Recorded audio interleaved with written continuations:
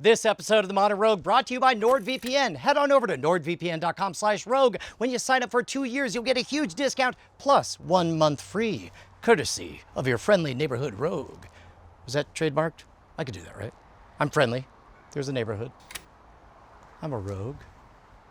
I don't want to pick a fight, but there's somebody out there under the age of 30 who doesn't understand why we would want to talk about CB radios, ham radios, or least of all, internet relay chat. What do we explain to them? Sometimes all of your brainwashing, who-ba-ju, like your Instagrams and your TikToks, steal your data and are damaging to society. IRC is not. I liked it better now that you sound more crazy. I had to throw who-ba-ju in there. And this means I got a conspiracy theory going. Suddenly my interest in your newsletter went boo.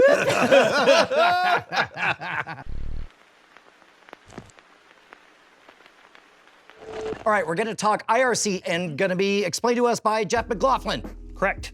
What is it? It's kind of considered to be the grandfather of modern real-time communication. IRC is Internet Relay Chat. It was developed in 1988 by a man, Jarkko Oikarinen from Finland. He was interested in some of the early real-time chat communications, something that weren't around in the days a lot with, during BBS and bulletin board systems and message boards and these sorts of things. The more we talk about this, the more I want to go revisit the early days of BBS, because I remember having my mind blown. I think it was in late elementary school, 4th or 5th grade. I'm like, I'm talking with a person over CompuServe at 300 baud, and it was a real conversation. I guess I'm a bit astonished that a internet open source version of this didn't happen until 1988. There were other technologies. We were just talking earlier about the multi-user dungeons. That was a version of real-time communication, bitnet relay, even the old Unix program talk. So there were technologies that did allow for real-time communication, but IRC was really the first one that was widely accepted and then developed. And I think IRC to this day still has this cachet of being the communication method of hackers, right? It does. More realistically, probably nerds and geeky types. I mean, you'll find it a lot. People who program for open source projects don't say, hey, come visit our Instagram. It's join our IRC channel. And how does it work exactly? What's the general idea behind the servers and the CNC server and the multiple nodes and so forth? How does that work? Yep, it's your standard client server setup. So you run a client on your PC, that connects to a server. Anybody else connected to that server is communicating with each other in real time. And this server, that's where the relay comes from. It's relayed by the server. And the server in this case, what makes it extraordinary is the fact that it's not a corporate interest, it's not been sponsored by Xbox or Facebook or PlayStation or whatever. It's just like, hey, it's me, crazy person. Anything goes. You wanna pirate MP3s? Boy, that's a relevant example. This is why IRC tends to be favored by dissidents and people who don't want to be monitored by authorities. It is also somewhat anonymous. I know that there's some discussion on how anonymous you can be, and you can hide your IP via a VPN. Of course, those things can be unraveled, and you can find those proxies. So it is not a foolproof way to communicate secretly, but it is a good way to communicate outside of the umbrella of corporate interests. 100%. So as a matter of fact, in 1991, there was a coup attempt in the Soviet Union. During that time, there was a media blackout. They weren't allowing anything but state-run news to air, and of course, no news was allowed to come in from outside the country. And with Radio Russia and Russian television prevented from giving independent information, leaflets were soon pouring out of the Russian parliament's windows to give people the latest news. However, people were using IRC, like even major news networks, to basically smuggle news into and out of the country while that was going down. So people outside knew what was happening inside, and vice versa. That's the beauty of it, because let's say state actors are trying to shut down certain types of discourse. First you shut down all the internets or what have you. But meanwhile, a ham radio can broadcast something that could get relayed into a chat room. Meanwhile, even flashing lights or whatever, you could get your message out. As the wise poet and eminent sage Captain Malcolm Reynolds says, you can't stop the signal. So how simple is it to set up a communications network like this? To set up your own server completely on your own, like running it out of your house, trying to be reasonable about security and firewalling, connections that you don't want, it can get pretty complicated. And if you're not looking to dive quite that deep, there are different options. For what we're going to do here, it's actually relatively simple. We're going to use a VPS, virtual private server. We're not going to set up all the hardware and everything to do it But right theoretically, we could take an Arduino and have it dedicated to this. 100%. Okay. 100%. We're going to use a version of the IRC server software called Ratbox. So this is a standalone file that you would download to whatever your hardware is. Correct. This is the actual server itself. Looks legit. Looks totally legit and professional. I mean, to be honest, in the world of the darknet, of people who aren't state actors, who aren't trying to make a buck off of you, this actually is code for authentically made by one guy. It's just functional. Yeah. So we will download that. Oh, you're doing Unix nonsense. Yep. Okay. What? If you're familiar at all with a Unix command line environment, it's the easiest thing on earth. If you're not, there are even Windows versions that you can use. TIL. Jeff's a huge nerd. So we just downloaded this archive. So now we're gonna unpack the archive. This is the equivalent in DOS world of unzipping the file. Correct? It's like I half remember being a different person 20 years ago. It's weird. The ship of Theseus. Yeah, right? Real quick, all of this is happening on a virtual machine, not here. That's correct. Okay, so Yep. basically we've created a fake computer somewhere out there in the cloud. Yes. You're running all this on the fake computer. That's correct. Got it. Yep. All we're doing is we're specifying the directory we want it to go to. Yep.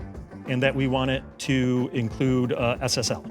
Okay, SSL is? TLS, it's for encryption, end-to-end encryption. Is that Secure That's socket what layer. grandparents feel like, is you ask a question of the kid and they just make it more confusing. Hey, man. I spent several years writing software, and I have no idea what is happening here. 'Cause I've never messed with Unix or Linux or anything like that. It's because you did Ruby on Rails. It's true. Yeah. I did. It's just going through right now and getting all the files and directories configured and checking to the requirements to make sure they all pass. Now I assume you're going to do some kind of configuration to set it up. First, what we're going to actually do is compile. What I actually did was downloaded the source code. So Which it's- is not functional on its own. Correct. You have to put it in a compiler. Got So it. we're going to make it functional. You feel so dumb. You're like, how does one compile a source code into an executable? You make it. Feel like you should be wearing reflective sunglasses and maybe some sort of obscure electronica music T-shirt, like that band Nin. Maybe you should have a Nin. Don't look. You don't Good get call. to punch down when we're the lowest rung on the ladder. I'm not punching down. I actually asked someone in high school, who's Nin? On our machine, we're not just installing some off-the-shelf stuff. We're actually building it from scratch based on the instructions that you got.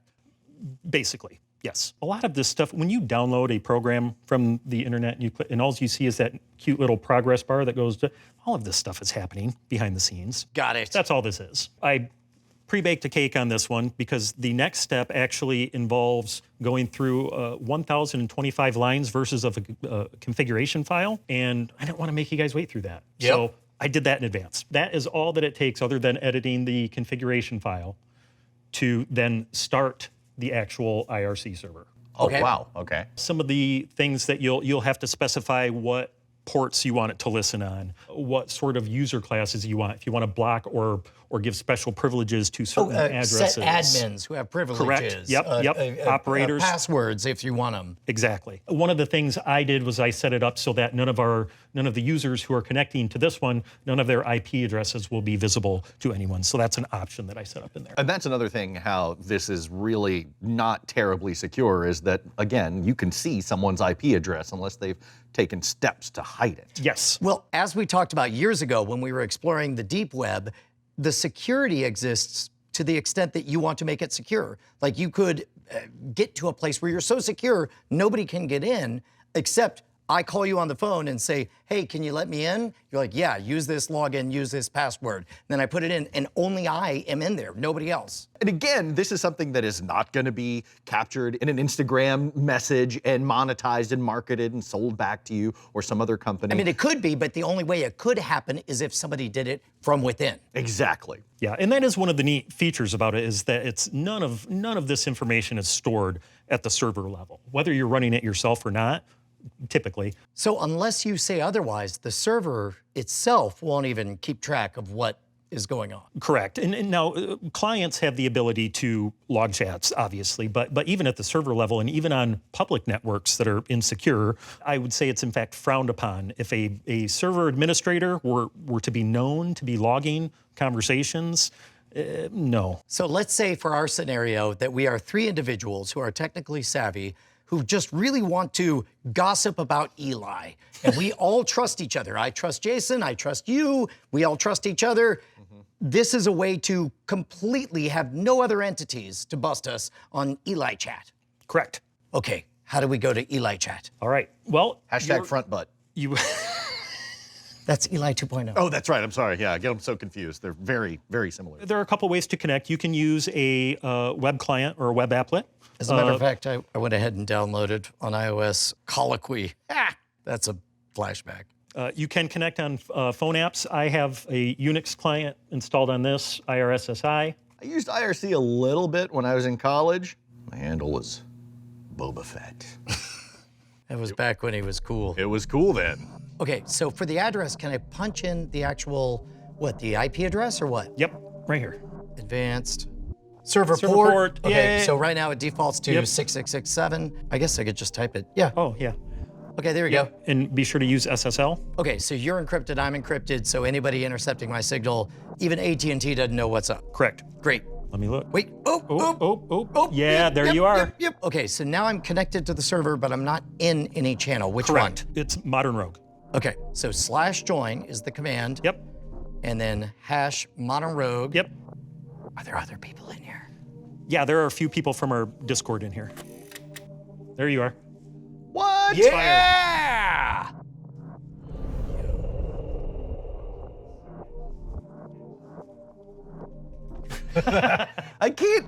Yeah, mine wouldn't connect. Qui-Gon in IRC says, yeah, that makes sense. Anyone else saying that would probably get banned. I look up and I'm like, wait, what is that? Okay, so what are some of the things, once you have an IRC playground, that you could do? This is structured, I mean, much in the same way as Slack is. You're on a server with multiple different channels. There are hypothetically an infinite number of channels that we could start and join. Now, again, we're on a secure connection. Correct. With other people talking. One of the things that we can do is we can set up bots. You guys are familiar with bots. Yeah. So I have one set up right now at home that I'm going to communicate with so that it gives me channel operator status in this channel. If channel operator status, I'm sure you're familiar, you can kick people out of the channel and ban them, and you kind of got control of the channel. /Nick Smelly Murph. Yeah. You need to knock it off. Smelly Murph. I smell good today.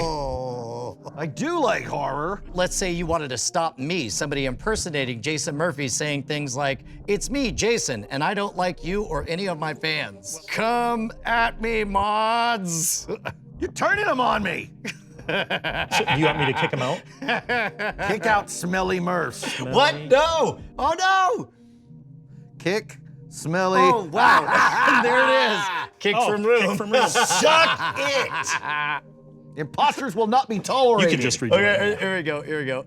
Let me he's do back. it. Another thing that you can do is send files directly from one user to another without it even going through the server. Really? There is a sub-IRC protocol called DCC, which is direct client to client. So basically, the IRC server knows your IP. If both of them turn their keys and say, we would like to exchange Handshake. information, Yep. it's like, sure, I'll pass that along. Correct. So not only is IRC itself outside of normal, you're not uploading a file to Google Drive or Dropbox or to any server. I can send a file to you without it passing through any. Man, there's this new guy, Mustache Bro, who's talking some real trash in there. I was don't trying know to who be that friends is. with Mustache Bro. He's real familiar. He's Probably, legit. I mean- He's fine. Probably. Yeah, probably. Just don't let Brian back in. All right, so I want to pass it to you guys. What could IRC be used from? We want to set up some sort of cool scavenger hunt or something like that. How could we do it? Comment below, and we'll set something up at a later date. Is an IRC perpetual existence something we want part of the Mono Rogue, or is that more trouble than it's worth? Do we want to have it be like a pop-up store where it's like you could chat for a little bit and then it evaporates? That seems more exciting to me. Yeah, long-term IRC servers tend to be pretty big targets for DDoS. Yeah, so let's not do that. Okay. But what should we do? Hit us up in the comments in this YouTube curated environment where Google could kick us off. Boy, it's just a snake eating its own tail, isn't it? Mustache Bro says he does not respect me. Well, it seems to me like that's his problem. It's gonna be. We've got a pretty tech-savvy audience right here on the Modern Rogue. So I'm gonna guess this'll ring a bell. Have you ever tried to explain the benefits of a VPN to somebody and you just realize that maybe VPNs in general are kind of like a double black diamond ski slope kind of thing, and maybe you're too technologically advanced to explain to your aunt, your uncle, your mother, whatever? Look, I get it, man. It's hard to explain the importance of tunneling to anywhere in the world, of protecting your IP, about not getting bogged down with personalized ads that are creepy and specific, about the courtesy you do the world when you lock the door while you use the restroom. It doesn't mean you're doing anything wrong. It just means you want some privacy. And that's what NordVPN does, man. NordVPN.com/rogue. We've been saying it for years, 2 years. Get a big discount, get a month free. But then your great aunt says, well, I'm worried about the websites and the ads. Yes, grandmother. All you have to do is set up NordVPN. Do I have to turn it on? It's a tunneling service and it uses end-to-end encryption as good as the Great Firewall of China. I went to China once. At some point, you just recognize you're not talking to a double black diamond hacker. That is why our friends at NordVPN have your back. If your loved ones are more of a bunny slope kind of person, somebody who likes it nice and easy, their new threat protection suite is exactly what the doctor ordered. Whether the VPN is turned on or not, it's protecting you from malware, malicious websites, intrusive ads, all the stuff your loved ones very much are afraid of, and you can make it easy for them and be supporting the folks who support us, our friends over at NordVPN. Just practice this. Nana, it's nordvpn.com/rogue. R-O-U-G-E. Swear to God, Nana. Swear to God. It's R-O-G-U-E. You know what? Let me just, I'll just type it in for you, Nana. What if I don't like it? What if I want to homebrew my own VPN? Yes, it'll be a lot of work. I'll have to do all my own maintenance. It'll be a pain in the butt, but I'm a fan of Kali Linux. Nana, it comes with a 30-day money-back guarantee. You can turn it off at any time. You have to turn it on to do it. It's just a way to make things easy if you want the security without all the hassle. Well, that sounds nice. Love you, Nana. Did I do it? Hashtag not all nanas. Offer and link in the description below. IRC, cooler than you think. Time to kick him. People are mean. Though. Kicking me? You're gonna kick me, aren't you? Yep. Never even got to talk about Eli.